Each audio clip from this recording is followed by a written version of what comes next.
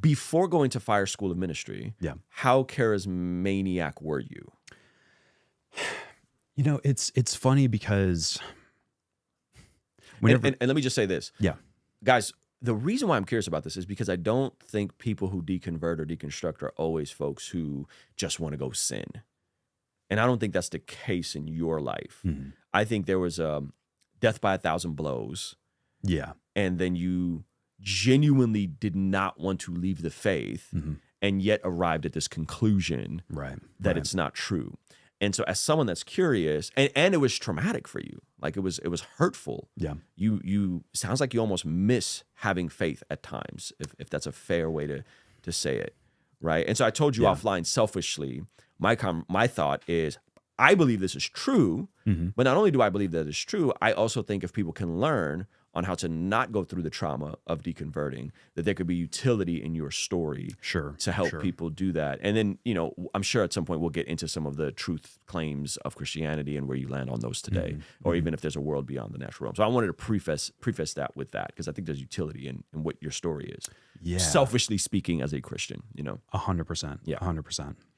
And I appreciate you saying that because one of the most unfortunate things that I run up against whenever I talk to people about my deconversion mm-hmm. is they want to find kind of like a no true Scotsman fallacy, mm-hmm. you know, somewhere within my deconversion. They want to imagine that, like, well, you know, Jared wasn't a real Christian because, you know, I bet he didn't pray very much, or I bet he, you know, wasn't very sincere, like with his worship, or I bet he had some like secret heresy, you know, he was a modalist or something like that. Or that there was some, you know, secret evil sin in my life. And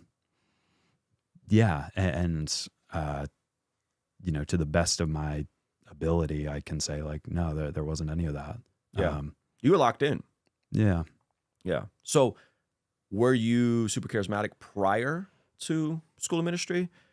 So in talking about, you know, one of the other things that like people will do to try to brush away my story or my history in it is they'll often try to like say, oh, well, it's because you were this type of Christian, mm-hmm. and this type of Christian is wrought with problems. Mm-hmm.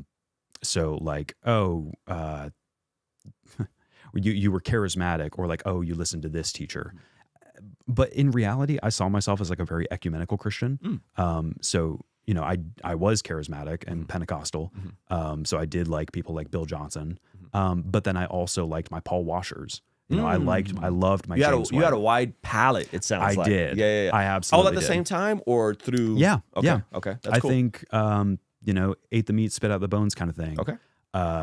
You know, between Dr. Michael Brown, and Bill Johnson, Paul Washer, who else? I mean, you know, any of your major big evangelical preachers, I would have been big fans of. Yeah. Okay. So as far as a teenager or a little later than that? Okay. Yeah. I would say that I was probably most charismatic around 18. Okay. I didn't really speak in tongues a whole lot. You know, I did it off and on a couple of times. Okay.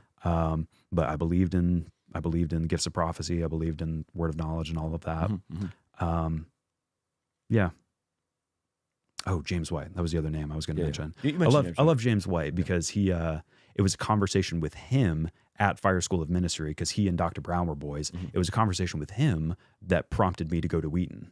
Oh, cool. Yeah. Yeah. That's actually pretty cool that Dr. Brown brought actually James White. Yeah. They're boys. Yeah. They're friends. That's a very interesting. It is, because they've debated yeah. On Calvinism and Arminianism. Yeah. But yeah. So you in the School of Ministry, there's a season in your life where, unbeknownst to you, you end up at this more or less culty overseas experience, intern experience. And that sounds like where it really started, like faith really started to kind of come apart. Is that fair? Or were you already dealing with doubt before that?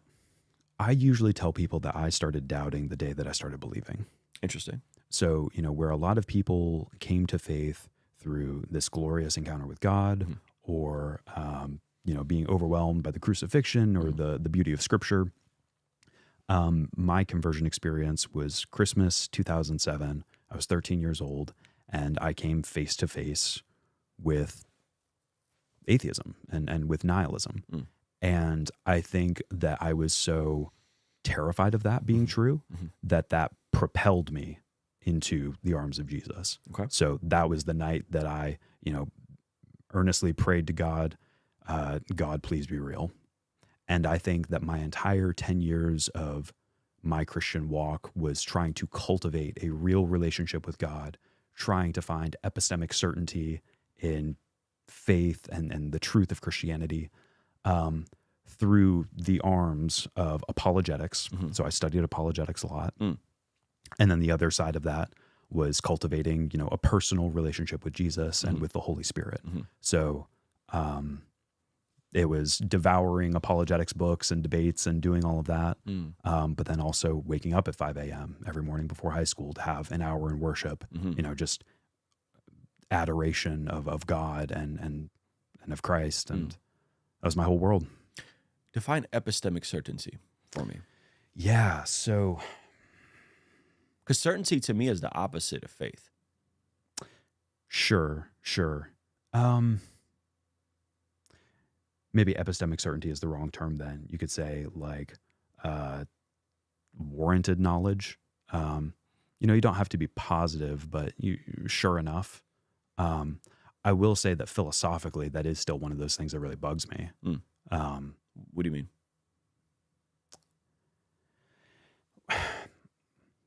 I don't think the philosophers have like a good term for this, but it's something that we all like know about. So, simulation theory.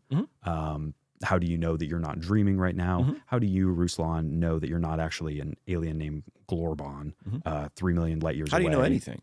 Exactly. Yeah. And I think the thing that bugs me is I can't imagine a scenario where anyone can know anything. That's a really big hang of my mind. Anything? Yeah. Anything.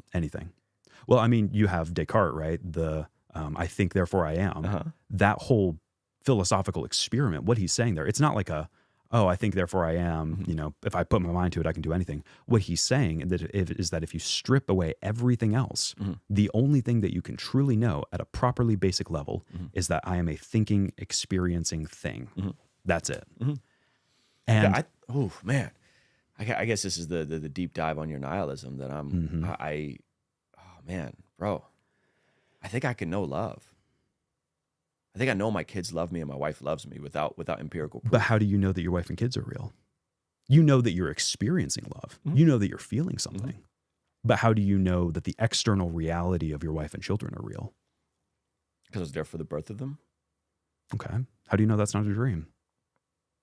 Oh, if this was a dream, I think I would already woke up. Why? Because this is fantastic. Well, it's a fantastic dream, but it's a great dream. I mean, maybe this is one hell of a video game. But there's nightmares in the dream that I should have woken up from. So, well, that's assuming that the dream that you're having is just like a regular dream. Let's get even more specific. What do you define by no? What do you mean by mean? Jordan Peterson. What do you mean by no? What do you mean? What the bloody hell is even that? What do you mean by no? Yeah, I don't know that I can define it. I'm really bad at defining things. I don't like when I want to, explore a concept, I don't go to the dictionary. I try to fill it out with other concepts and terms. Because you got like, I get what you're saying. There's like moments of deja vu, and there's moments of like, oh, is this a glitch in a simulation? I understand what I understand on a very surface level. Sure. But I guess the if we can't define what does no mean, right? I think that's a tricky part to then navigate. I'm sure we can define no. Okay. I didn't come prepared with a definition. Okay. Give me a few minutes and I might be able to come up with one. We can Google one, but you don't like the dictionary. Sure. Okay. So I don't want to get too philosophical because you're probably way smarter than me on philosophy. But well, that's why I do want to get into the philosophy. Because you're smarter than me. No. I'm definitely not. Because I could own you. No. Okay. So